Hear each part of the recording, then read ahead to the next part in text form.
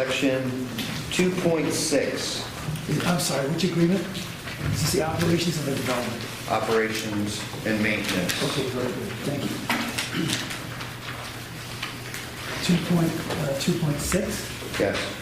No disrespect to the attorneys. I know you guys spent a lot of money and a lot of years getting educated. Sometimes you take something very simple and you make it very complicated to read.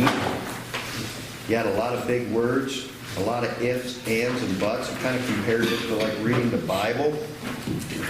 It's like hard to really understand until you really get close to God. And I'm not going to law school, so could you please clarify this section for me? Because my take on it is somehow I see zoning and part of it gives me the impression that you're able to circumvent our zoning, and the next thing you know, I'm going to be driving down 77 and I'm going to see this huge sign that was put on your property by Clear Channel, and it's going to have Aviance ads or whatever you want on it, and then on the other hand, it's kind of telling me, well, no, you still have to go through the city. It lost me completely. Okay, well, I apologize for that. No, this does not and would not supersede zoning. Okay. All of the actions in A through E, which the Hall of Fame Village LLC can conduct, are all subject to the city's generally applicable rules and regulations, all applicable laws. Applicable laws is defined to include ordinances, state statutory provisions, etc. So all of these rights would be subject to the city's oversight as it relates to those provisions. So hopefully I can give you some comfort on that. The other thing this also does is it's also subject to the city's rights as it relates to critical components. And those are those areas within the TID, Tourism Development District, which relate to or affect residents within and outside. So we're not waiving any of the city's ordinary police powers, if you will, through zoning.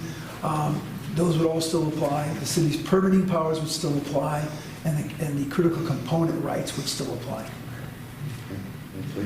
Okay, then I think that we can omit the phrase, the Hall of Fame Village has the right at all times without prior consent of the city whatsoever. It's kind of like you're telling me that they can do whatever they want, but as long as they comply. It's, you know, like... Okay, well, and I can explain the way it would work. We can talk about some of the verbiage. Essentially, is no additional consent is required under this agreement, subject to all the applicable laws, ordinances, rules, and regulations of the city. And that's what the wording says. If it's ambiguous, Irene, we can talk about it and we can clarify that point. Okay. Well, I did learn one lesson from our law director here at the city of Canton.